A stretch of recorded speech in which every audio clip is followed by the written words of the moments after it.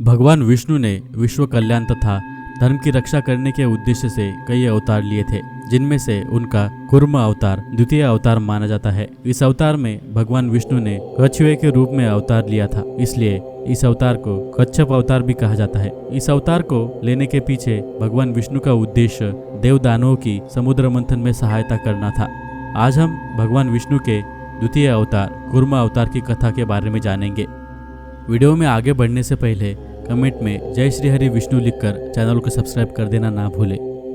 एक समय की बात है जब देवताओं को अपनी शक्ति पर अत्यधिक अहंकार हो गया था। तब उन्होंने ऋषि दुर्वासा का अपमान किया था। इसी के रूप ऋषि दुर्वासा ने देवताओं को श्रीहीन होने का श्राप दे दिया। इसके पश्चात देवताओं की शक्ति दानवों के समक्ष कम हो गई थी, जिस कारण दानवों के राजा बलि ने देवराज इंद्र को हरा दिया था। अब तीनों लोकों पर दानवों का राज हो गया था तथा चारों ओर अधर्म बढ़ने लगा था। यह देखकर देवता अत्यधिक विचलित हो गए और भगवान विष्णु के पास सहायता मांगने पहुंच गए। जब हताश देवगण अपनी परेशानी लेकर भगवान विष्णु के पास पहुंचे तो श्रीहरि ने उनको समुद्र मंथन करने का उपाय बताया। क्योंकि प्रलय से पृथ्वी कुछ समय पहले ही उभरी थी तथा सतयुग का पुनः उदय हुआ था, इसलिए बहुत से अनमोल रत्न समुद्र की गहराइयों में छुपे थे। इसलिए समुद्र मंथन का कार्य ना ही देवता अकेले कर सकते थे, ना ही दानव। इसलिए भगवान विष्णु ने इस कार्य के लिए दानवों के साथ मिलकर समुद्र मंथन करने तथा उससे बहुमूल्य रत्न पाने को कहा। साथ ही भगवान विष्णु ने देवताओं को बताया कि इससे अमृत भी निकलेगा, जिससे देवता अमर हो जाएंगे। अमृत को पाने से देवताओं की शक्ति दानवों से अत्यधिक बढ़ जाएगी तथा उन्हें अपना राज सिंहासन पुनः प्राप्त होगा। उसके बाद भगवान विष्णु की आज्ञा पाकर सभी देवगण इंद्रदेव के साथ राजा बलि की नगरी गए तथा उनके सामने यह प्रस्ताव रखा।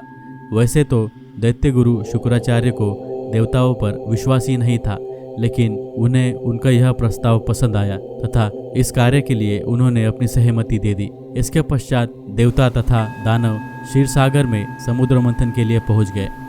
समुद्र का मंथन करने के लिए विशाल मंदारी की आवश्यकता थी, जो उसे मत सके। इसके लिए भगवान विष्णु ने अपना सुदर्शन चक्र की सहायता से मंदार पर्वत को काटकर उसे समुद्र में रख दिया। इस पर्वत की सहायता से देव व दानव समुद्र को मथने का कार्य कर सकते थे। अब उन्हें इस पर्वत को घुमाने के लिए एक मजबूत रस्सी की आवश्यकता थी। इसके लिए विष्णु ने स्वयं अपना वासुकी नाग दे दिया। इस वासुकी नाग को मंदार पर्वत पर लपेटा गया।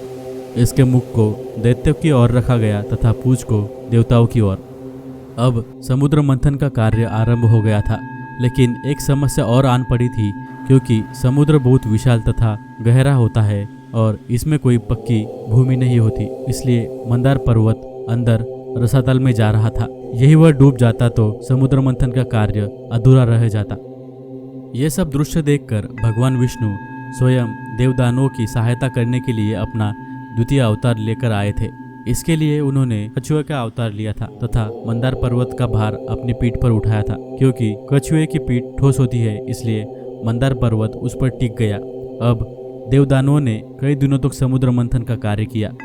इसके पश्चात समुद्र मंथन से एक एक करके 14 रत्न प्राप्त हुए, जिनमें हलाहल, कामधेनु, माँ लक्ष्मी, ऐरावत हाथी, उच्चरेवा घोड़ा, कौस्तुभ मणि, कल्पवृक्ष, रंभा अप्सरा, वारुणी देवी, चंद्रमा, पारिजात, पांचजन्य, धन्वंतरी तथा अमृत प्राप्त हुए। जैसे ही अमृत प्राप्त हुआ, वैसे ही देव दानवों के बीच उसे प्राप्त करने के लिए भयानक युद्ध छिड़ गया था। तब भगवान विष्णु ने अपना अंशावतार मोहिनी अवतार लेकर उस युद्ध को समाप्त किया था तथा सृष्टि का उद्धार किया था।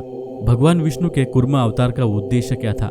भगवान विष्णु के कश्यप अवतार लेने के पीछे उनका माँ लक्ष्मी को प्राप्त करने का उद्देश्य था। इसके अलावा महाप्रलय के पश्चात जो बहुमूल्य रत्न तथा औषधियाँ समुद्र की गहराइयों में चली गई थी, उसे प्राप्त करना था, क्योंकि उसी के द्वारा सृष्टि का कल्याण संभव था। इसके अलावा किस प्रकार बुराई का उपयोग अच्छाई के कार्य के लिए किया जा सकता है, यह भी दिखाना था।